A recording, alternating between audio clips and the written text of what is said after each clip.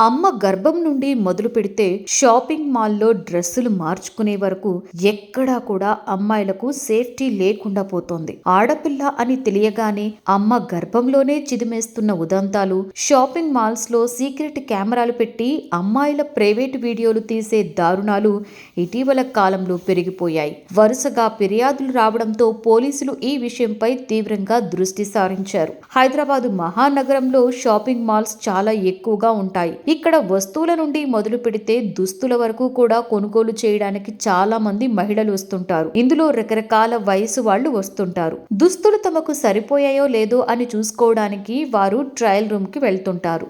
అయితే కొన్ని shopping malls లో ట్రయల్ రూమ్స్ లో దుర్మార్గులు సీక్రెట్ కెమెరాలు ఏర్పాటు చేస్తుంటారు. అందులోకి వెళ్లి దుస్తులు మార్చుకునే సమయంలో అమ్మాయిలకు సంబంధించిన ప్రైవేట్ వీడియోస్ ను సీక్రెట్ గా రికార్డ్ చేస్తుంటారు. ఆ దృశ్యాలను పెద్దల చిత్రాలు, అశ్లీల దృశ్యాలు ప్రదర్శించే సైట్లకు విక్రయిస్తుంటారు.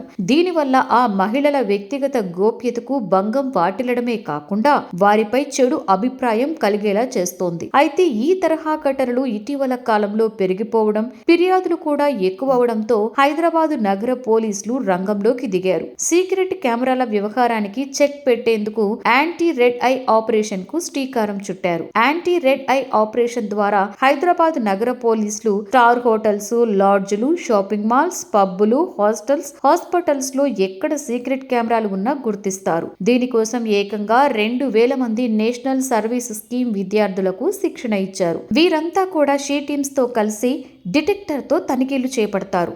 ఈ డిటెక్టర్ బగ్ ను గుర్తిస్తుంది.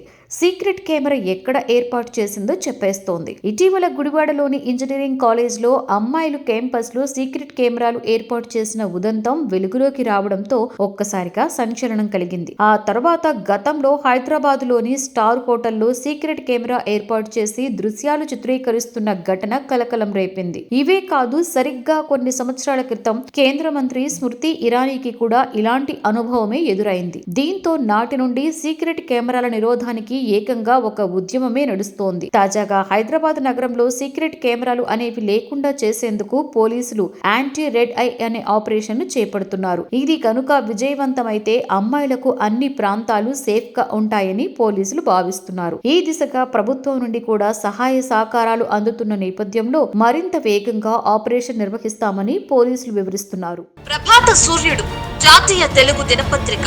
ప్రతి అక్షరం నిజం వైపు. నిజం దాగదు, వార్త ఆగదు.